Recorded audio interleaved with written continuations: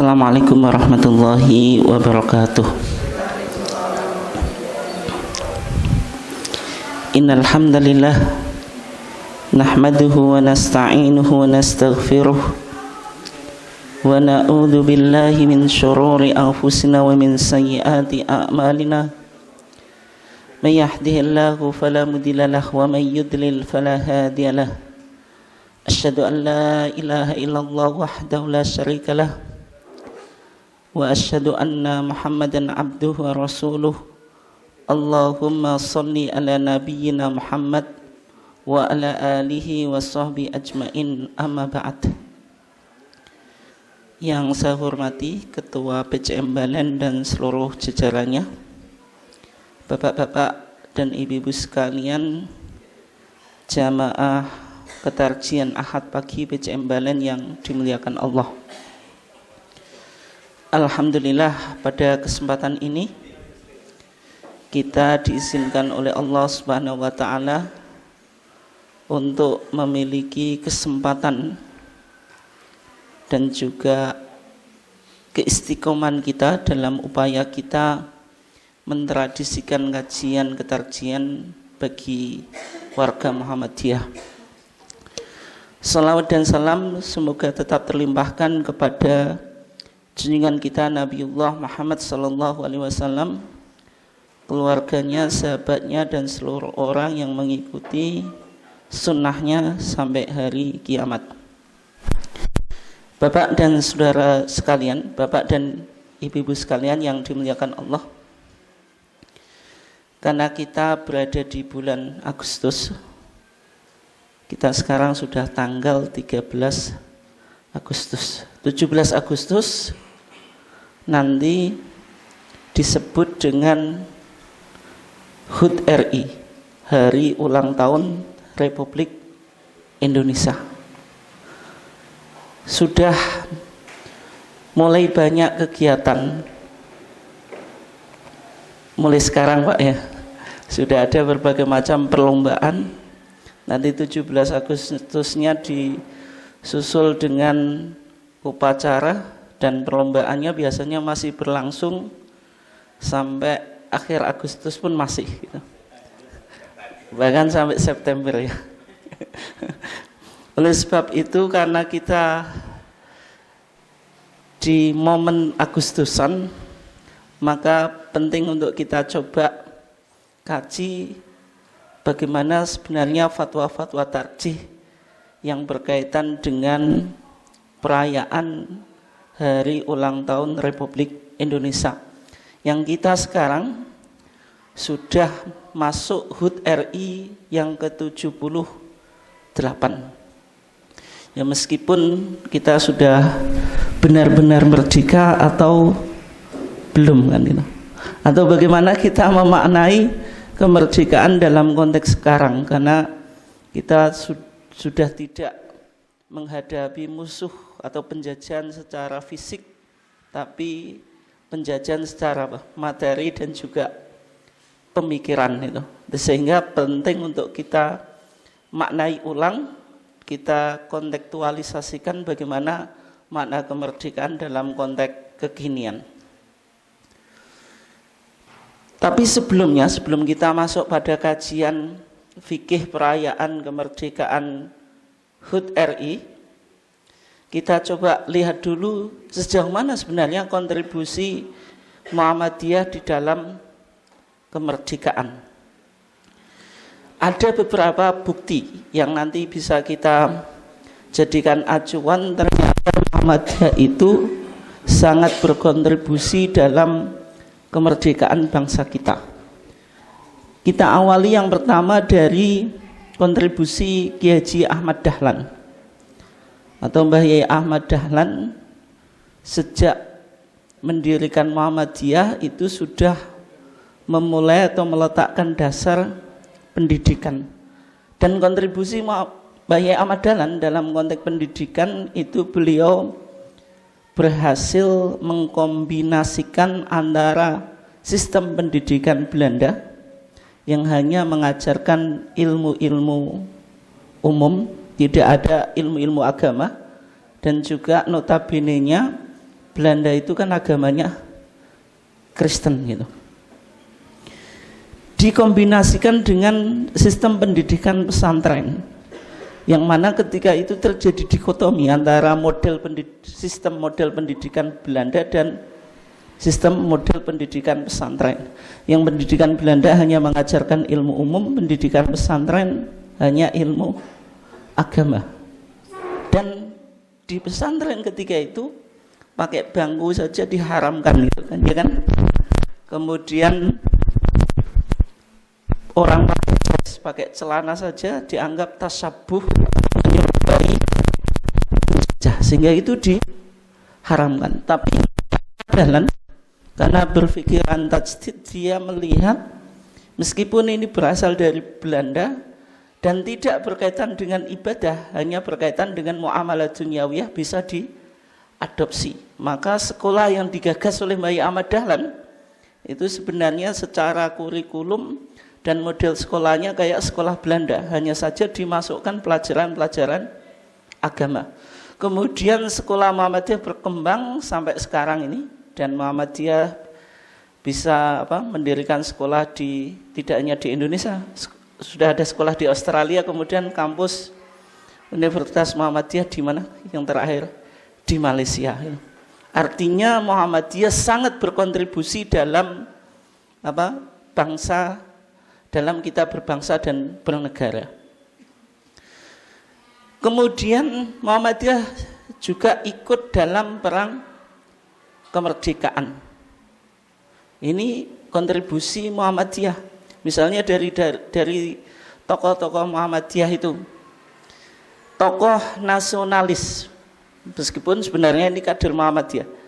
Bung Karno atau Insinyur Soekarno itu yang menjadi presiden pertama Republik Indonesia itu sebenarnya kader Muhammadiyah. Dan beliau Pak itu pernah menjadi pengurus Majelis Pendidikan Muhammadiyah yang sekarang menjadi Dikdasmen itu. Meskipun Soekarno itu bukan hanya milik Muhammadiyah kan itu. Kemudian istri beliau, salah satu dari istri beliau, karena Soekarno itu memiliki banyak istri itu, yaitu Fatmawati Soekarno. Itu yang membuat bendera merah putih itu. Itu putri tokoh Muhammadiyah Bengkulu. Nah kemudian juga salah satu jenderal perang atau jenderal angkatan perang pertama di Indonesia, yaitu Jenderal Sudirman, yang merupakan kader kader HW ya, Hizbul Waton, dari Pandu Hizbul Waton dari Banyumas ya, itu kader Muhammadiyah itu. Beliau aktif di Hizbul Waton. Nama Hizbul Waton itu kan sebenarnya sudah mengarah pada nasionalisme dan patriotisme kan. Hizb itu kelompok, Waton itu tanah air, yaitu sebuah kepanduan yang tujuannya menanamkan jiwa nasionalisme dan patriotisme gitu. Ada salah satu dari muridnya Kiai Haji Ahmad Dahlan, Kiai Haji Fakhruddin itu. Dulu ketika memotivasi angkatan muda yang bergabung di Hizbul Waton, itu beliau mengatakan, tongkat yang kamu panggul itu suatu saat akan menjadi senapan atau bedil gitu. Senjata yang modern itu direalisasikan dalam perang kemerdekaan dengan bukti tadi melahirkan Jenderal Sudirman gitu.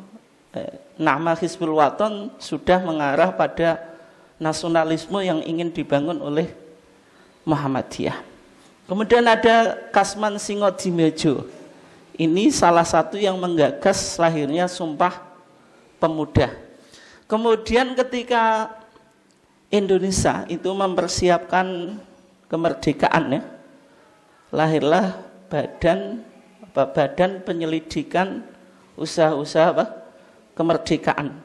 Itu salah satu di antara tokohnya ada Ki Bagus Hadikusumo, ada Abdul Kahar Muzakir. Abdul Qahar Muzakir ini yang masuk di badan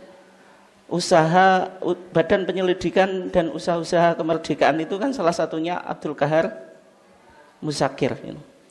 Artinya Muhammadiyah itu ikut merumuskan falsafah negara Pancasila, termasuk beberapa tokoh Muhammadiyah ketika dalam merumuskan Pancasila ini terjadi hambatan, karena dalam Piagam Jakarta itu kan sila yang pertama kan ada 7 kata itu, dengan menjalankan syariat Islam bagi pemeluknya. Yang ketiga itu mendapatkan protes dari Indonesia Timur. Kalau kata ini tidak dihapus, maka Indonesia Timur tidak akan mau gabung ke NKRI. Ya, akhirnya beberapa tokoh Islam, diantaranya Ki Bagus Hadikusumo, rela untuk menghapus 7 kata ini. Sebenarnya meskipun sebenarnya tidak menguntungkan Islam, tapi demi sebuah kemaslahatan yang besar dalam kita berbangsa dan bernegara, maka 7 kata itu dihapus. Itu sebagai hadiah umat Islam bagi bangsa dan negara kita. Kemudian di Muktamar Muhammadiyah tahun 1995 kalau nggak salah, di Muktamar Makassar, ketika loyalitas Muhammadiyah dipertanyakan, Muhammadiyah sebenarnya sangat loyal terhadap NKRI atau anti NKRI, Pak? Karena jenengan nggak pernah bilang NKRI harga mati. Nah, Muhammadiyah penting untuk merumuskan sebuah ijtihad politik, maka lahirlah ijtihad politik Muhammadiyah yang beranggapan bahwasanya negara Pancasila atau NKRI itu disebut Darul Ahdi Wasyahadah. Darul Ahdi, negara perjanjian, bukan Darus Sulhi, negara apa, Pak? Perundingan, karena kita tidak pernah mengalami peperangan antar umat Islam atau antar negara Indonesia, sehingga disebut Darul Ahdi Wasyahadah dan persaksian. Ini bentuk dan sikap loyalitas Muhammadiyah terhadap NKRI, dan rumusan ini yang menjadi rumusan penting dalam ijtihad politik Muhammadiyah. Artinya jelas kontribusi Muhammadiyah dalam kemerdekaan bangsa kita. Nah, kemudian ketika bangsa Indonesia sudah merdeka tadi, Pak, sehingga tiap bulan Agustus diperingati sebagai Hari HUT RI. Apakah perayaan ini yang ada di situ upacara, yaitu upacara bendera ya, mulai pengibaran bendera, kemudian penurunan bendera, ada berbagai macam perlombaan. Apakah itu termasuk bid'ah atau sekedar adat atau tradisi? Nah, kalau perayaan berarti menyaingi di Islam ada 2 perayaan itu, Idul Fitri dan Idul Adha. Bukankah sudah cukup umat Islam itu memiliki 2 hari raya? Kok ditambahi ada HUT RI juga? Kemudian ketika ada seremoni upacara, dalam upacara itu kan ada hormat bendera, itu termasuk ibadah atau bagaimana? Kalau ibadah berarti ibadah kepada Tauhid. Tauhid itu apa? Kullu ma'ubida min dunillah, segala sesuatu yang disembah selain Allah, atau hanya sekedar penghormatan. Nah, pertanyaan-pertanyaan ini muncul kemudian diajukan kepada majelis tarjih. Nah, bagaimana majelis tarjih merespon pertanyaan-pertanyaan tersebut gitu? Maka sebelum kita mengkaji atau menjawab pertanyaan ini, Bapak dan Ibu sekalian yang dimuliakan Allah, kalau kita lihat di MKCHM, MKCHM itu Matan Keyakinan dan Cita-cita Hidup Muhammadiyah. Di sana dijelaskan Muhammadiyah itu bekerja untuk terlaksananya ajaran-ajaran Islam yang meliputi 4 bidang. Yang meliputi 4 bidang. Yang pertama akidah, yang kedua akhlak, yang ketiga ibadah, yang keempat muamalat duniawiyah. Atau peta ajaran Islam itu Pak atau Bu, itu dipetakan menjadi 4. Ini penting yang berkaitan dengan metodologi penetapan hukum di Muhammadiyah. Ketika Muhammadiyah mengidentifikasi sesuatu, itu dikategorikan dulu, dipetakan dulu. Ini domain akidah, domain akhlak, domain ibadah, atau domain muamalat duniawiyah. Itu selalu gitu. Jadi kalau kita melihat sesuatu sebagai warga Muhammadiyah harus bisa mempetakan ini. Kalau cara pandangnya belum bisa memetakan, berarti ya belum paham manhaj tarjih gitu. Dan di dalam beragama, Muhammadiyah itu memiliki spirit tajdid, sehingga pandangan keagamaan Muhammadiyah itu tajdid oriented, ada orientasi pembaruan. Yang mana tajdid Muhammadiyah itu memiliki 2 sayap. Ada tajdid salafi. Kalau tajdid salafi itu melihat masa lalu, maksudnya melihat bagaimana cara beragama Nabi, para sahabat dan tabi'in. Dan tajdid atau sayap tajdid salafi ini dilakukan oleh Muhammadiyah dalam 2 bidang, yaitu akidah dan ibadah. Dalam akidah kita, cara berakidah kita nggak boleh melihat pemahaman orang modern atau pemikiran-pemikiran yang berkaitan dengan teologi modern, liberalisme, pluralisme, kemudian sekularisme. Tapi cara kita berakidah ya harus berakidah sesuai dengan akidatus salaf, akidah generasi awal, yaitu masa Nabi, tabi'in. Nah, sehingga di Kitabul Iman kita atau rumusan teologi Muhammadiyah tahun 1929 di HPT jilid 1 itu, maka di sana dikatakan fa inna al-firqah an-najiyah minas salaf. Sesungguhnya kelompok yang selamat minas salaf, dari salaf. Berarti akidah Muhammadiyah salaf gitu. Tapi tidak salafi sebagai sebuah kelompok yang sekarang itu Pak ya. Kemudian tajdid salafi itu juga dilakukan dalam ibadah. Ibadah itu harus dirujuk atau merujuk pada Al-Quran dan Sunnah gitu. Nah, sehingga tajdid salafi ini maknanya, tajdidnya artinya apa? Purifikasi, mengembalikan ajaran agama Islam sesuai dengan apa? Sumbernya, yaitu Al-Quran dan Sunnah makbulah. Dilakukan oleh Muhammadiyah dalam 2 bidang. Yang pertama apa? Akidah, yang kedua ibadah. Kemudian sayap tajdid yang kedua itu kholafi. Tajdid artinya dinamisasi, artinya Muhammadiyah berkembang sesuai dengan zaman. Sesuai dengan apa? Zaman. Menerima semangat kreasi dan inovasi itu. Sehingga kalau kita bahasakan ya, kalau tajdid salafi tidak boleh bikin bid'ah dalam agama. Kalau tajdid kholafi wajib bikin bid'ah, tapi konteksnya muamalat duniawiyah. Atau yang disebut bid'ah hasanah. Di Muhammadiyah ada bid'ah hasanah, tapi konteksnya muamalat duniawiyah. Kalau dalam konteksnya akidah dan ibadah enggak ada bid'ah hasanah berlaku. Kaidah kullu bid'atin dolalah, setiap bid'ah sesat. Itu konteksnya dalam akidah atau ibadah. Tapi kalau muamalah duniawiyah itu apa? Segala sesuatu yang bukan menjadi tugas Nabi, yang berkaitan dengan kehidupan keduniaan gitu. Itu boleh melakukan bid'ah, meskipun itu bid'ah majazi Pak. Bid'ah hakiki itu ya berkaitan dengan agama. Ketika Nabi bilang kullu bid'atin dolalah, setiap bid'ah itu sesat, Nabi berbicara dalam konteks agama, bukan muamalat duniawiyah. Okay.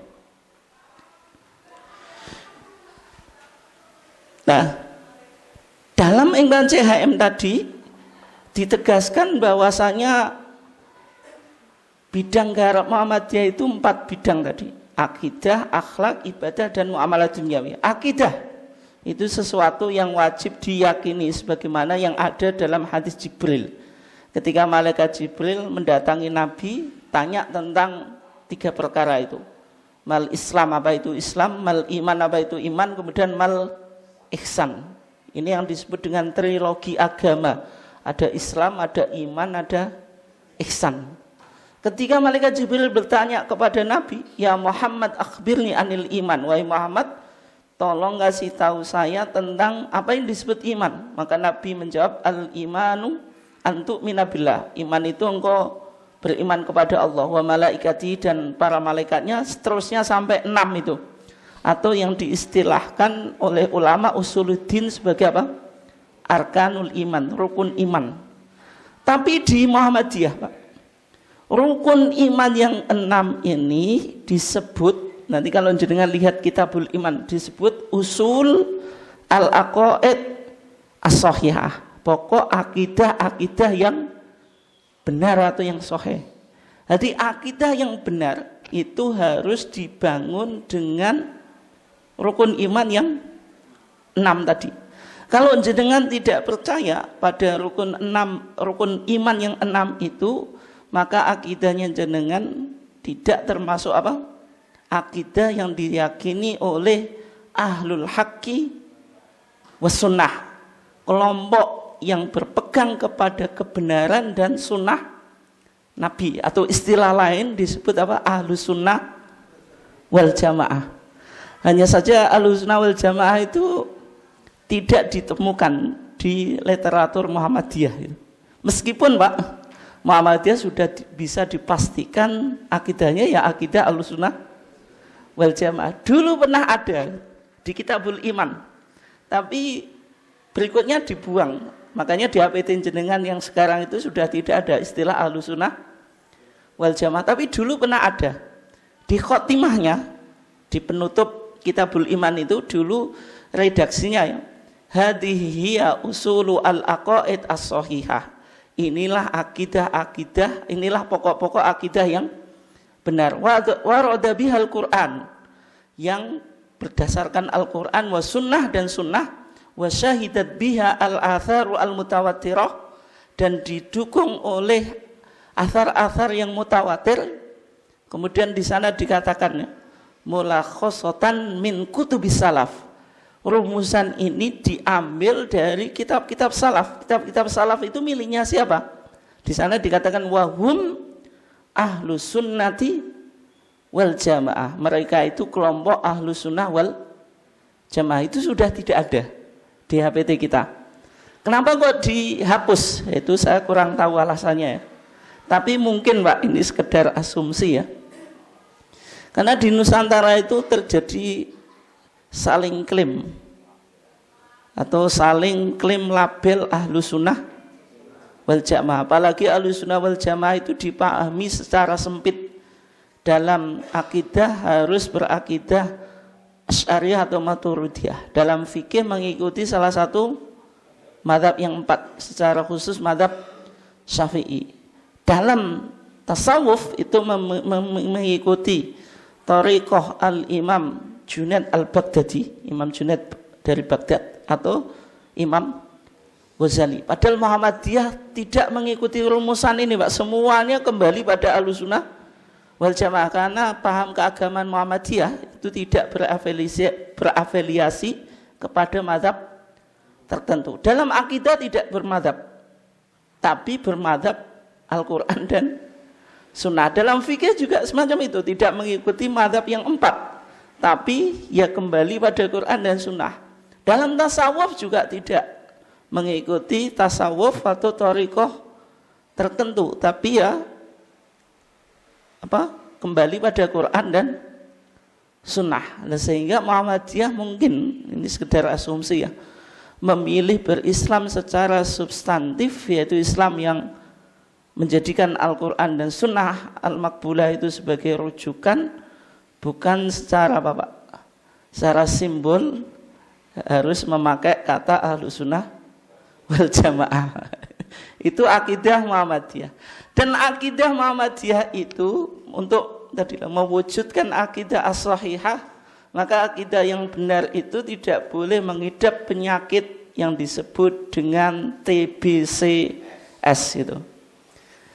T-nya itu takhayul, hayalan kesialan, B-nya bid'ah, inovasi. Bid'ah itu ada dalam bidang akidah dan ibadah. Khurafat, percaya pada mitos atau cerita mistik, kemudian syirik, yaitu lawan tauhid atau politeisme, itu menyekutukan apa? Allah. Dari tahayul itu hayalan apa? Kesialan. Kita berimajinasi terhadap sebuah kesialan. Takhayul itu dalam tradisi jahiliyah itu disebut tatoyur. Tatoyur itu bangsa jahiliyah itu kalau mau melakukan bepergian, burung itu di apa Pak? Dilempar atau dilihat dia terbangnya kemana, ke kanan atau ke kiri. Kalau ke kanan, ini tanda positif, perjalanannya langsung. Kalau ke kiri, ini tanda negatif, sial. Itu takhayul atau tatoyur. Nah, tatoyur atau takhayul itu kan hayalan, itu orang berimajinasi terhadap sesuatu. Dari berimajinasi ada makhluk halus, maka lahirlah khurafat. Khurafat itu mitos, cerita mistik. Maka lahirlah mitos-mitos yang sesuai dengan apa Pak? Negara atau budaya masing-masing. Di negara barat tidak mungkin ada makhluk halus namanya sundel bolong atau banaspati atau wedon, apalagi kuntilanak, tidak. Pasti sesuai dengan budaya Dracula. Nah, kalau di negara kita ya tidak mungkin hantu itu Dracula, kecuali jenengan lihat TV kemudian berimajinasi gitu. Muncullah apa atau mengadopsi makhluk halus dari negara lain. Itu disebut khurafat gitu. Karena dari takhayul lahirlah khurafat atau mitos atau cerita mistik. Bagi masyarakat yang hidup di Laut Selatan muncullah mitos Nyi Roro Kidul itu. Nah, ketika khurafat ini disakralkan, Pak, orang percaya terhadap mitos atau cerita mistik, maka yang akan dilakukan adalah ngalap berkah dan tolak balak. Akan melakukan ritual. Ketika melakukan ritual, maka itu jatuh syirik gitu. Berawalnya dari tahayul, muncullah khurafat, kemudian lahirlah kesyirikan gitu. Padahal tahayul itu hampir semua kita ya pasti mengalami, Pak. Karena kita sejak kecil dengan mengajarkan ke anaknya, itu anak belum balik sudah jenengan kenalkan makhluk halus ya, semacam-macam itu. Akhirnya pemikiran kita kan apa Pak? Terdoktrin kan itu. Nah, sehingga kalau kita lewat tempat yang angker ya pasti was-was itu. Itu pasti was-was. Dan justru Pak, kata Ibnu Mas'ud ya, semua sahabat itu khawatir terhadap takhayul atau khurafat, tetapi dikatakan walakin yudhibuhut tawakkul. Justru ada kekhawatiran itu kita tawakal kepada Allah. Jadi kalau kita mengalami tanda-tanda kesialan itu Pak, bukan kita percayai, tapi kita merujuk atau tawakal kepada Allah lewat tempat yang angker, ya justru diuji sejauh mana ketawakalan kita kepada Allah. Ya kalau berarti lebih dominan makhluk halus itu berarti tawakalnya kurang. Gitu ya. Oke. Kemudian bidang yang kedua akhlak. Nah, akhlak ini jelas ya. Akhlak itu menjadi tugas inti Nabi. Nabi Muhammad bersabda, innama bu'itsu liutammima makarimal akhlak. Sesungguhnya aku diutus untuk menyempurnakan akhlak-akhlak yang mulia. Karena akhlak itu sudah ada sebelum Nabi. Tapi Nabi Muhammad membawa nilai-nilai akhlak yang lebih sempurna. Nah, Muhammadiyah juga sudah banyak merumuskan tentang akhlaknya. Nanti akan lahir risalah akhlak filosofis dan muktamar Monas Tarjih 2020 ya di Universitas Muhammadiyah Gresik itu juga dibahas risalah akhlak, dan salah satu program Majelis Tarjih sekarang juga merumuskan risalah akhlak gitu. Kemudian yang ketiga itu bidang ibadah. Ibadah itu sudah dibahas secara khusus di kitab Masail Al-Khams, kitab masalah 5 yang ada di HPT jilid 1 itu. Muhammadiyah menjawab 5 pertanyaan, salah satunya Mahiyal ibadah, apa itu ibadah? Ibadah itu at-taqarrubu ilallah, mendekatkan diri kepada Allah dengan cara melakukan perintahnya dan menjauhi larangannya, dan melakukan sesuatu yang diizinkan oleh syariat, yaitu sesuatu yang mubah. Nah, kemudian ibadah itu dibagi menjadi 2. Ada ibadah amah atau ibadah ghairu mahdhah. Sesuatu yang mubah kita niati ibadah, makan, minum, bekerja itu meskipun mubah, tapi kalau kita niatkan ibadah ya ada nilai ibadah. Kemudian yang kedua itu ibadah mahdhah atau khassah. Ibadah yang sudah ada kaifiyahnya, tata caranya sudah dijelaskan oleh Rasulullah. Misalnya contohnya sholat, Nabi bersabda Shollu kama ra'aitumuni usolli. Sholat itu gayanya harus mengikuti Nabi, tidak boleh kita sholat dengan gaya kita sendiri Pak. Kenapa? Ya, stylenya ikut Kanjeng Nabi ya, rukuknya, sujudnya juga ikut Nabi. Haji juga sama, Nabi bersabda khudu anni mana sikakum. Jadi kalau lempar jumroh ya di Mina ada jumroh Pak? Ula, wusta, Aqabah. Tidak usah kemana Pak? Ke Indramayu. Lempar jumroh tapi di satu surau.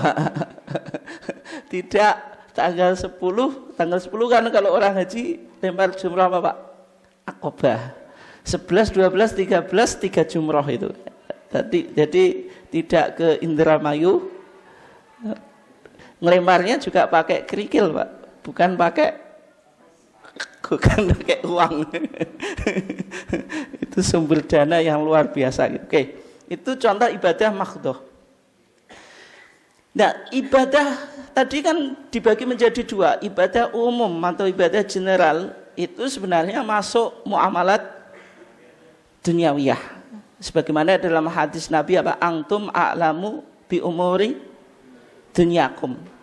Nah, kalau ibadah umum atau nanti muamalat dunyawiyah itu hukum asalnya al aslu fil asya al ibahah. Hukum asal segala sesuatu itu boleh sampai ada dalil yang menyatakan haram. Semua jual beli halal sampai ada dalil yang mengatakan haram. Ada jual beli dengan riba, ada gharar, penipuan dan seterusnya, itu karena ada dalil yang menjelaskannya. Kalau ibadah khassah maka berlaku kaidah al aslu fil ibadah atau kifiyah, yaitu mengikuti perintah Nabi, wal ittiba mengikuti Nabi, atau al aslu fil ibadah at-tahrim, hukum asal ibadah itu haram sampai ada dalil yang memerintahkannya. Nah, sehingga dari sini Pak, orang melakukan bid'ah dalam ibadah mahdhah itu ibadahnya tidak diterima dan dia berdosa. Sebagaimana dalam hadis Aisyah ya, Nabi bersabda man amila amalan laisa alaihi amruna fahuwa raddun, atau man ahdasa fi amrina hadza ma laisa minhu fahuwa raddun. Itu karena ibadah mahdhah itu berlaku bid'ah gitu. Sebagaimana akidah juga berlaku bid'ah gitu. Akidah yang menyelisih kelompok ahlul haqqi wa sunnah berarti akidah yang bid'ah. Dan muamalah dunyawiyah itu apa yang dimaksud dengan muamalah dunyawiyah tadi? Dalam HPT kita Pak, di kitab Masail Al-Khams. Ketika Muhammadiyah menjawab apa? Mahiyat dunya, apa itu dunya? Jawabannya apa?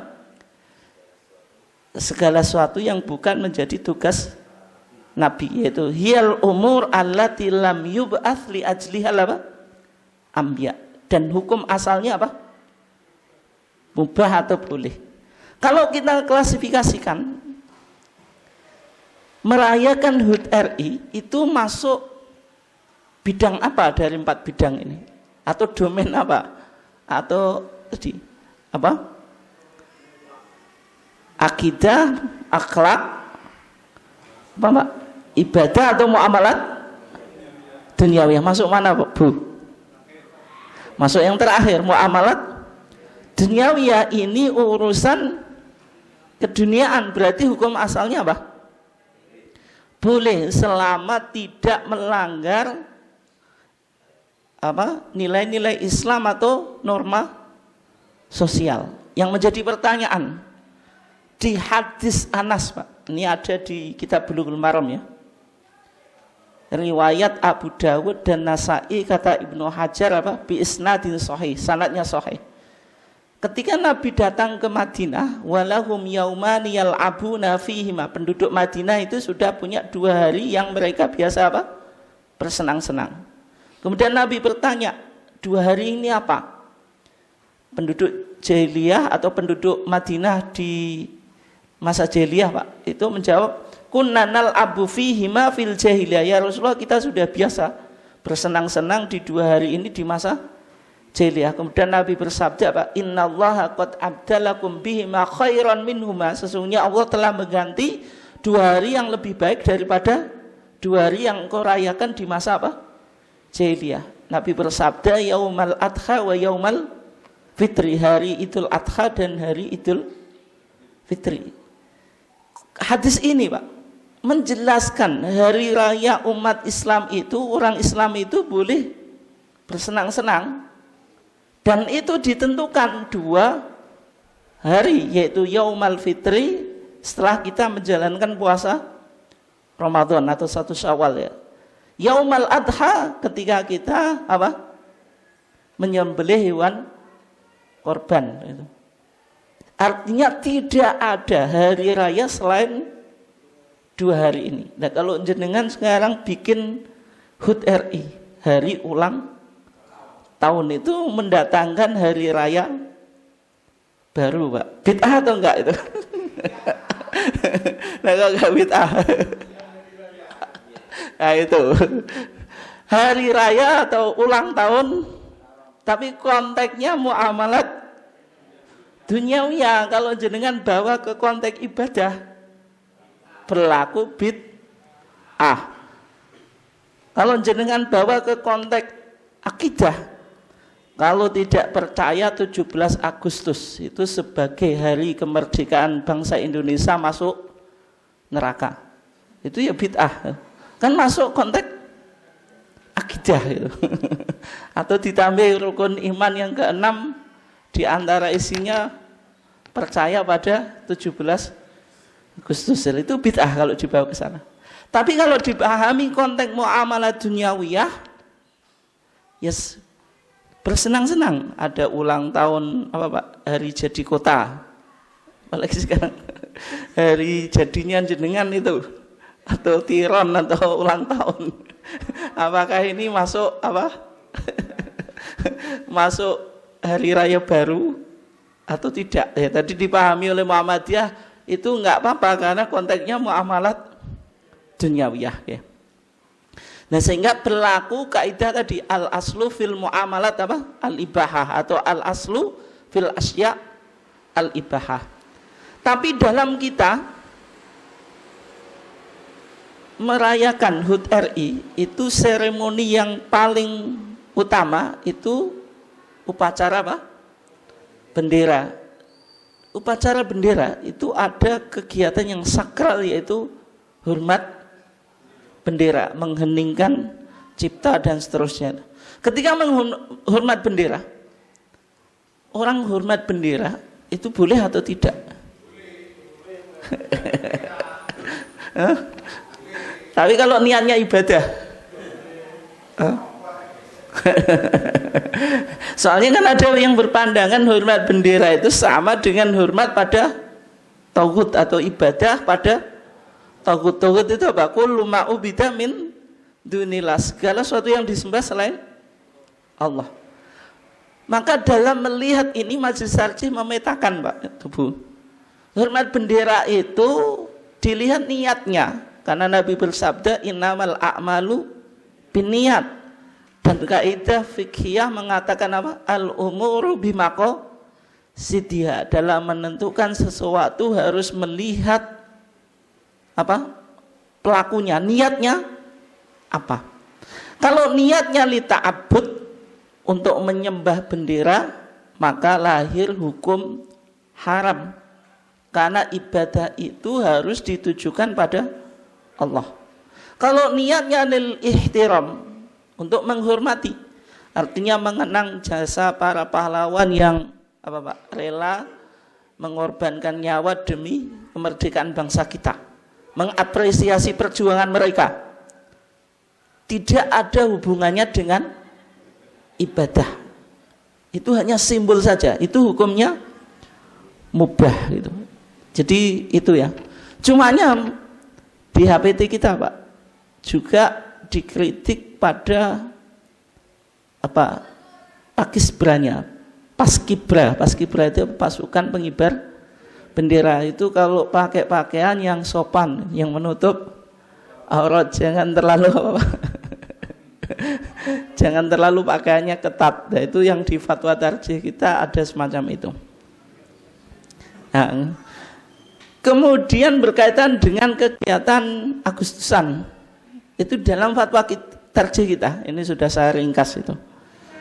Kegiatan-kegiatan perlombaan itu boleh, tapi Majelis Tarjih merekomendasikan beberapa hal. Ya, di antaranya kegiatannya yang positif, yang edukatif. Contoh yang positif, yang edukatif apa? Diisi pengajian, itu boleh. 17-an mendatangkan apa? Ustadz atau kiai. Kalau kita 17-annya ngaji tarjih Pak, ya boleh-boleh saja gitu. Kemudian ceramah kebangsaan, ya boleh gitu. Pak Lurah ngasih ceramah, Pak Camat dan seterusnya, boleh-boleh saja. Perlombaan ini yang positif dan edukatif. Ini yang kadang susah Pak. Memilih perlombaan yang menumbuhkan semangat patriotisme dan nasionalisme, tidak sekedar apa Pak? Hura-hura gitu. Tapi masalahnya sekarang kalau perlombaan itu nggak menarik, itu ya nggak aneh Pak, bukan nggak menarik ya, nggak aneh, itu nggak asik gitu. Semakin nggak jelas semakin asik Pak ya. Sehingga banyak perlombaan yang tidak edukatif dan positif itu malah disenangi. Ya memang hadisnya Pak, khuffatil jannatu apa? Bil makarih wa khuffatin naru apa? Syahwat Pak. Yang namanya surga itu diliputi ketidaksenangan. Jenengan ngaji ke sini itu enggak senang, terpaksa, enak di rumah. Tapi kalau neraka itu senang Pak. Ngapain kembalian apa Pak? Keluar bensin, nanti kadang-kadang dengar kata-kata enggak enak.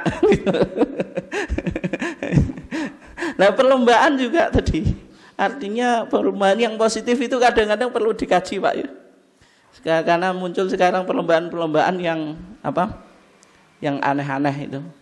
Kemudian menanamkan nilai-nilai nasionalisme atau patriotisme. Kemudian tidak israf.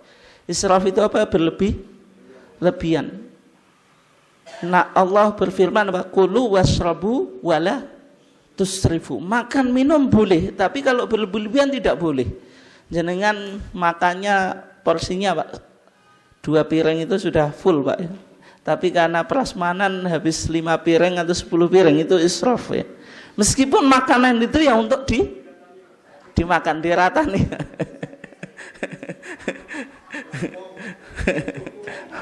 Ya. Ya kalau masih cukup ya enggak apa-apa. Kemudian mubadir atau tabdir, innal mubaddirina kanu apa? Ikhwanas syayatin. Orang yang mubadir itu temannya setan. Kalau kita menjadi temannya setan itu bahaya. Karena apa? Wa kana syaitanu li rabbih apa? Kafura. Karena setan itu banyak kafirnya atau tidak berterima kasih itu. Israf mubadir tidak boleh. Misalnya tarian 17-an itu 1 juta atau terlalu berlebihan, mengalahi infak ke masjid atau yang lainnya, itu israf Pak. Itu contoh mubadir ya dengan tumpengan atau apa, tumpengan malam 17-an itu Pak, karena nasinya banyak kemudian dibuang-buang atau enggak termakan, itu bisa ke arah mubadir gitu. Maka perlu untuk dipertimbangkan. Atau milih lomba makan atau lomba mangan kerupuknya tidak dimakan tapi dibuat apa Pak? Enggak, maksudnya kerupuknya itu jatuh kemudian diinjak-injak itu loh Pak, maksud saya. Ya kalau lomba makan kerupuk ya jelas kerupuknya dimakan.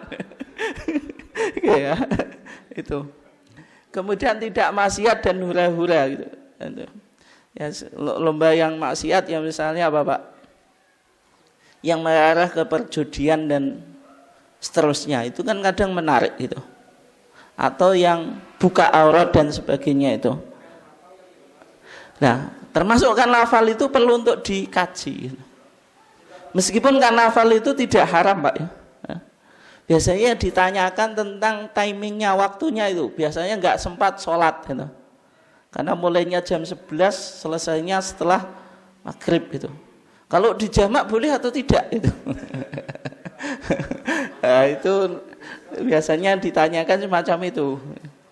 Meskipun kalau pakai hadis Ibnu Abbas itu, Nabi itu pernah menjamak sholat duhur dan asar, maghrib dan isya fil Madinah, di Madinah. Kalau di Madinah berarti Nabi tidak bepergian. Min ghairi khaufin, tidak ada ketakutan. Maksudnya tidak waktu berperang. Wala safarin, tidak bepergian. Wala matorin, dan tidak hujan. Itu boleh, tapi kondisi-kondisi tertentu, tidak boleh dijadikan kebiasaan. Itu. Kalau misalnya sangat terpaksa sekali ya boleh. Ya, tapi kalau karnaval itu Pak, kan ya panitia disiasati dulu. Bisa nggak memberikan timing untuk sholat itu? Ya, kadang maca Pak.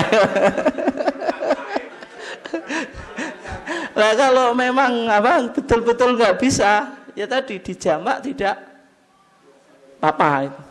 Tapi kan tidak menjadi kebiasaan. Kalau kebiasaan ya nggak boleh itu. Kan paling hanya setahun sekali. Kemudian karnavalnya itu mengarah israf atau tabdir atau tidak gitu kan. Nah itu perlu dikaji Pak gitu ya. Meskipun kita tidak mengatakan haram, ya boleh itu. Kalau itu mengenalkan budaya, sosialisasi budaya dan seterusnya itu ya.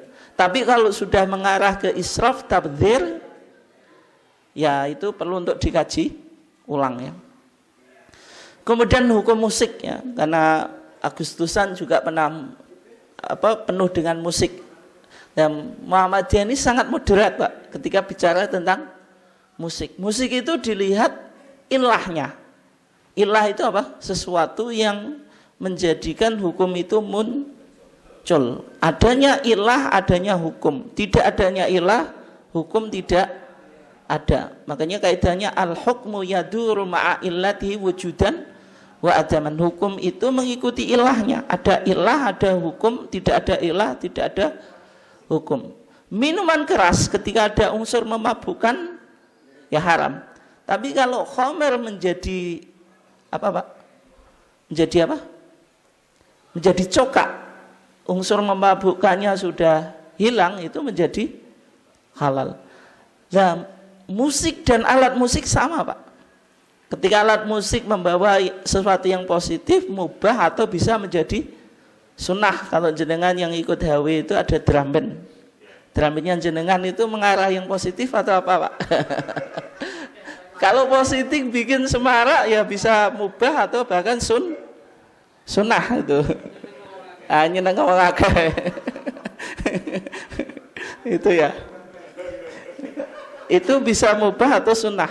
Tapi kalau sekedar untuk hiburan, mubah. Tapi kalau tidak diperlukan itu makruh, karena min husni islamil mar'i tarkuhum ala, yakni di antara tanda kebaikan seorang Islam itu meninggalkan apa yang tidak bermanfaat. Mengarah kepada kemaksiatan haram. Makanya pilih musik, jangan milih musik yang koplo atau apa lagi, Pak, yang mengarah ke syahwat dan seterusnya itu. Tapi Muhammadiyah sangat moderat. Musik dilihat pada ilahnya, untuk apa, konteksnya apa, isinya bagaimana, tidak langsung haram gitu. Atau tidak langsung halal semuanya juga tidak gitu. Berarti musik itu yang baik-baik, yang jelek gitu ya. Kemudian yang terakhir sebelum kita tutup ya, Muhammadiyah itu sering diidentifikasikan sebagai kelompok anti budaya, sehingga seni dan budaya itu susah untuk berkembang di Muhammadiyah. Meskipun lembaga Muhammadiyah sudah ada, Pak, lembaga seni budaya dan olahraga ya itu. Cumanya kreativitas dan inovasinya yang nggak tahu kita ya. Tapi yang jelas sebenarnya Muhammadiyah tidak anti budaya, tidak anti seni, sehingga lahir tuntunan seni dan budaya di Monas Malang 10 untuk menjelaskan sebenarnya budaya dalam Muhammadiyah itu bagaimana gitu. Apakah Muhammadiyah anti budaya atau sebenarnya Muhammadiyah tidak anti budaya, atau melihat budaya secara proporsional sesuai dengan perspektif syariat. Maka budaya bisa diklasifikasikan menjadi 3. Budaya yang sesuai dengan syariah, ini tidak bertentangan dengan Al-Quran dan Sunnah makbulah, dan berlaku kaidah al-adah muhakkamah. Adat itu bisa menjadi hukum. Contohnya di masa jahiliyah, mahar itu sudah ada, Pak Gebu. Ketika datang Islam, budaya laki-laki memberi mahar pada istri atau calon istri itu diadopsi oleh Nabi dan tidak dibatalkan. Ini kan asalnya budaya, tapi menjadi syariat. Dulu di masa jahiliyah yang ngasih nafkah itu orang laki-laki. Ketika Islam datang, masih diteruskan oleh Nabi. Artinya laki-laki ar-rijalu qawwamuna 'alan nisa, masih berlaku. Kemudian membangun masjid. Bangunan masjid, desain atau arsiteknya itu kan berkembang sesuai budaya, Pak ya. Kalau di Jawa ya akan melahirkan desain masjid model Jawa, kayak di mana? Di Demak itu ya. Meskipun secara umum tetap didominasi oleh gaya Timur Tengah, tapi itu bukan kewajiban gitu. Makanya di Barat itu yang orang Barat itu kan karena paham sekulerisme, liberalisme, itu orang beragama itu hanya KTP saja kan gitu.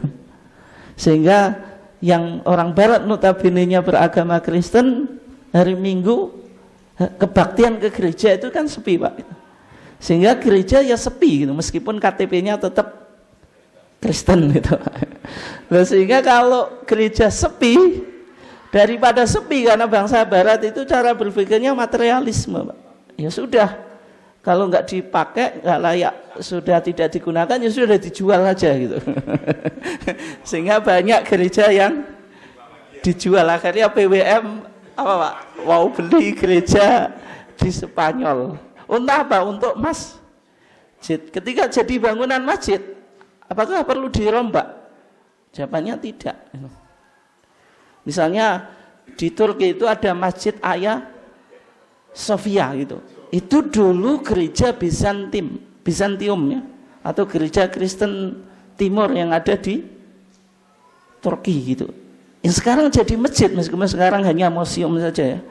Itu masih ada arsitek gereja di dalamnya itu ya foto Bunda Maryam dan seterusnya, atau Bunda Maria dan seterusnya.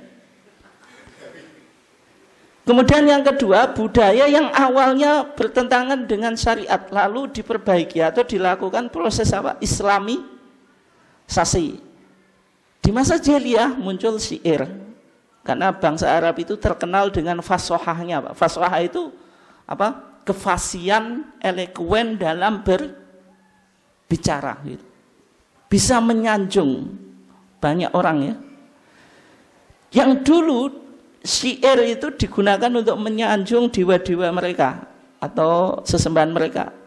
Ketika datang Islam, Nabi tidak melarang syair, Pak. Tapi apa? Diislamisasikan. Kalau untuk menyanjung yang baik, apalagi menyanjung Allah ya, boleh. Ini contoh Nabi melakukan proses apa? Islamisasi. Contoh yang berikutnya, ruqyah, bukan ruqyah ya, ruqyah pakai qaf. Itu apa? Suwuk, Pak. Suwuk itu sudah ada di masa jahiliyah. Makanya ketika datang masa Islam, sahabat bertanya kepada Nabi, ya Rasulullah, bagaimana ruqyah kita yang kita lakukan di masa jahiliyah? Nabi bilang apa? La ba'sa bi ruqa ma lam takun apa? Syirkan. Enggak apa-apa engkau pakai suwuk, selamat tidak ada unsur kesyirikan. Jadi kesimpulannya suwuk Jawa boleh atau enggak? Boleh, tapi syaratnya jenengan harus tahu jopo newi Araidi toh mintanya ke siapa? Menyebut nama-nama selain Allah atau tidak?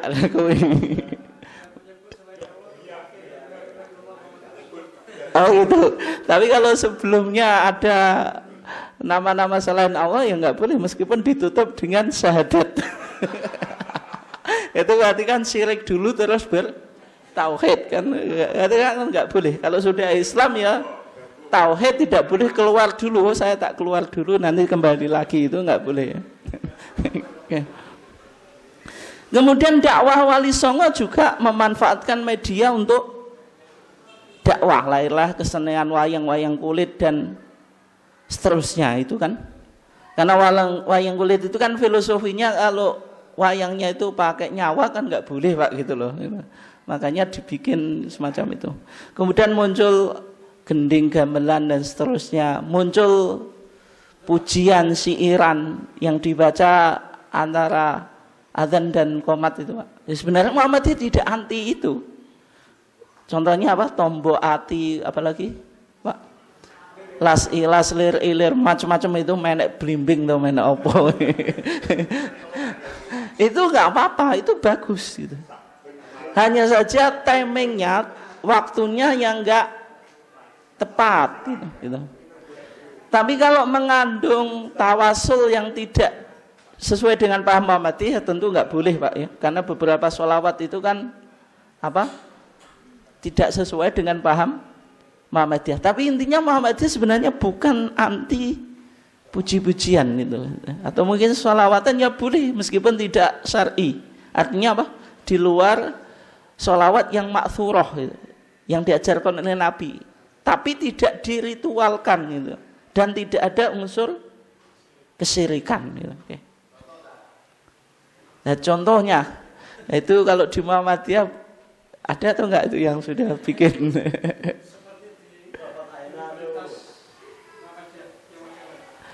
Nah kalau ya itu bisa juga contohnya itu, meskipun saya enggak tahu, Pak, bagaimana isinya. Intinya kan tidak apa-apa, meskipun sholawat itu tidak maksurah ya. Tapi kalau sholawat tidak maksurah itu tidak berasal dari Nabi, tidak ada unsur kesyirikan, tidak diritualkan. Diritualkan itu kalau latu baca ini fadilahnya ini, nanti kalau mau ingin kaya baca sholawat ini, nah itu diritualkan namanya. Nah itu. Yang kalau semacam itu yang tidak diperbolehkan. Kemudian yang terakhir, Pak, kebudayaan yang bertentangan dengan syariat. Maka ketika ada budaya bertentangan dengan syariat, tetap syariat yang lebih dikedepankan itu.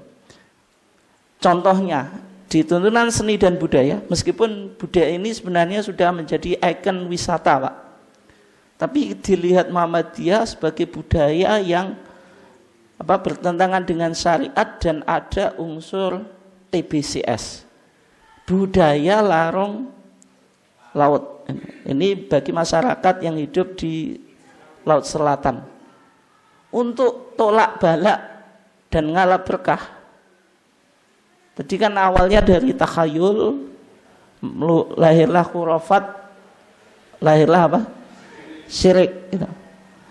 Yaitu melakukan larung laut. Yaitu apa? Persembahan yang berupa sesajian. Ada kepala kerbau, ada hasil pertanian, ya lombok, tomat, bawang dan seterusnya ya Pak. Kemudian dihanyutkan ke laut. Budaya ini meskipun narik wisatawan, tapi masalahnya ada masuk wilayah akidah juga Pak. Berkaitan dengan keyakinan itu. Yaitu ada sesuatu selain Allah yang bisa memberikan manfaat dan mudarat itu. Masalahnya kan itu. Yang kedua ada unsur mubadir Pak. Innal mubaddirina kanu ikhwanas syayatin. Mubadirnya apa? Ini kan makanan kemudian dibuang ke laut. Meskipun ada yang bantah Pak, kan dibuang ke laut, sedekah ke ikan. Masalahnya ini ada kepala kerbau, ikan kok disedekahi ke kepala kerbau. Kepala kerbau kan kasih tetangga gitu. Hasil bumi ya kasih tetangga. Tetangga kelaparan nggak diopeni, ikan yang di laut jenengan nggak sedekahi tetap hidup gitu, tetap makan Pak, karena dijamin oleh Allah. Kok dipaksa suruh ngasih sedekah. Itu yang apa? Dinilai budaya ini apa tadi kurang sesuai dengan syariat gitu. Kemudian misalnya tadi bubur suro itu yang apa? Yang berkaitan dengan ritual khusus di bulan apa? Suro, yaitu bikin bubur, karena suro ini kan dianggap apa? Sakral, dianggap keramat, kemudian bulan sial. Maka yang dilakukan bikin bubur suro atau sesajen suro. Cara masaknya pakai kendi kuali dari tanah, sebagian dimakan, sebagian dikubur. Itu nggak tahu di sini masih atau enggak Pak? Nah, itu bubur suro gak iso gawe Pak. Oke, mungkin itu ya cara pandang Muhammadiyah yang berkaitan dengan budaya. Intinya Bapak dan saudara sekalian dimuliakan Allah, perayaan HUT RI itu masuk muamalah duniawiyah sehingga hukumnya apa? Boleh. Meskipun boleh tetap mempertimbangkan tadi nilai-nilai keislaman. Sebagaimana yang tadi disampaikan oleh majelis tarjih, misalnya kegiatannya harus positif dan edukatif, tidak israf, tidak mubadir, tidak maksiat atau hura-hura. Dan budaya-budaya yang berkembang di masyarakat tadi dilihat oleh Muhammadiyah dalam apa? Diklasifikasikan menjadi 3 tadi. Apakah sesuai dengan syariat? Ya enggak apa-apa. Kalau dilakukan proses islamisasi itu sebagai media dakwah. Kalau bertentangan dengan syariat ya dimenangkan syariat daripada budaya. Mungkin sekian, silahkan kalau ada yang ditanyakan atau langsung kita tutup saja. Monggo Pak, monggo. Salam.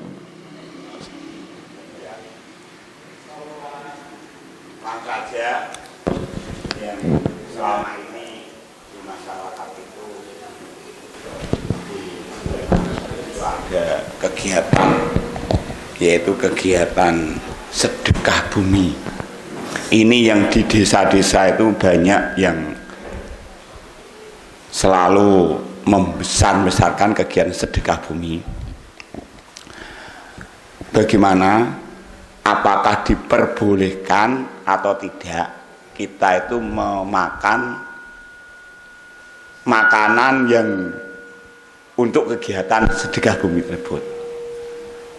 Terima kasih, saja. Ya. 17 Agustus Pak, tadi kan karena momennya akan menghidupkan budaya dan adat, sehingga muncul upacara sedekah bumi atau yang diistilahkan dengan apa? Nyadran gitu. Istilah apa? Nyadran. Nah, apakah makanannya halal? Ya dilihat dulu ya. Nyadrannya di mana gitu. Kalau di punden itu niatnya menyembelihnya untuk apa, Pak? Yang nyembelih itu loh, untuk Allah atau untuk pundennya gitu. Kalau untuk kalau untuk pundennya jelas haram, Pak. Wa ma uhilla bihi li ghairillah, sesuatu yang disembelih untuk selain Allah. Tapi kalau atas nama Allah ya boleh kan? Makanya apa? Setiap sesuatu yang disebut nama Allah apa? Fakuluh, maka suruh makan gitu. Atau wala ta'kulu mimma lam yudkarismullahi alaih. Janganlah engkau memakan sesuatu yang tidak disebut nama Allah. Nah, orang melakukan sedekah bumi itu, Pak, misalnya ayamnya itu menyembelihnya niatnya apa? Kalau niatnya untuk selain Allah ya jelas haram itu. Masuk wa ma uhilla bihi li ghairillah. Tapi kalau untuk Allah itu campur, Pak.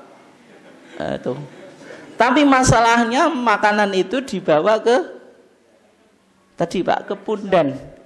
Ini sudah difatwakan ke majelis sudah difatwakan oleh majelis tarjih, Pak. Dan majelis tarjih menempuh sadu adzari'ah, Pak. Sadu dzari'ah itu sudah kita kaji ya kemarin. Yaitu apa? Menutup jalan menuju kemaksiatan atau ke haraman. Kalau sadu dzari'ah pasti ada dua maslahah, Pak. Ada maslahah, ada madharat atau mafsadah. Ketika bertentangan, Pak, antara maslahah dengan madharat, maka dijauhkan, meninggalkan madharat. Maka kaidahnya apa? Darul mafasid muqaddamun ala jalbil masoleh. Meninggalkan mafsadah diutamakan dari mendatangkan maslahah. Kalau jenengan makan itu ada kemaslahatannya. Maslahat apa, Pak? Kenyang, mengikuti keinginan perut, Pak. Apalagi makanannya jelas enak, Pak, itu. Nah, kemudian meninggalkan mafsadahnya apa? Supaya kita tidak terjerumus pada keyakinan yang mengarah ke kesyirikan. Yang semacam itu kalau fatwa tarjih dianjurkan tidak dimakan atau dilakukan. Apakah mubadir, Pak? Ya, tidak melakukan mubadir itu baik, Pak. Tapi masalahnya berkaitan dengan akidah kan itu. Kalau kita makan itu seolah-olah kita melegitimasi sesuatu yang menyalahi akidah itu.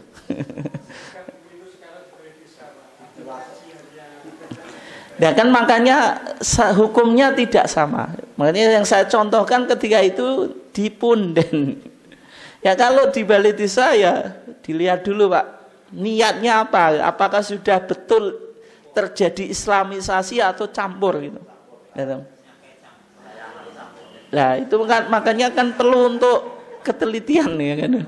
Ini betul-betul sekedar tasyakuran sudah dilakukan islamisasi, tidak keyakinan apapun, Pak, atau masih campur tadi. Yang biasanya pasti masih campur, Pak, karena masyarakat itu macam-macam ya gitu.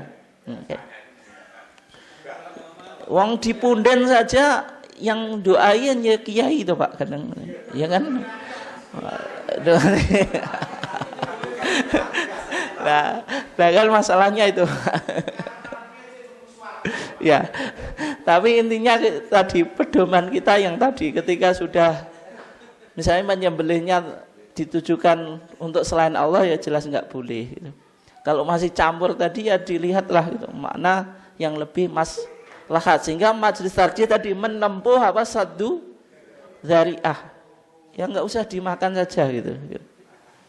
Kalau kita makan kan seolah-olah melegitimasi sesuatu yang tadi, Pak, mengarah ke tadi bertentangan dengan akidah yang kita yakini.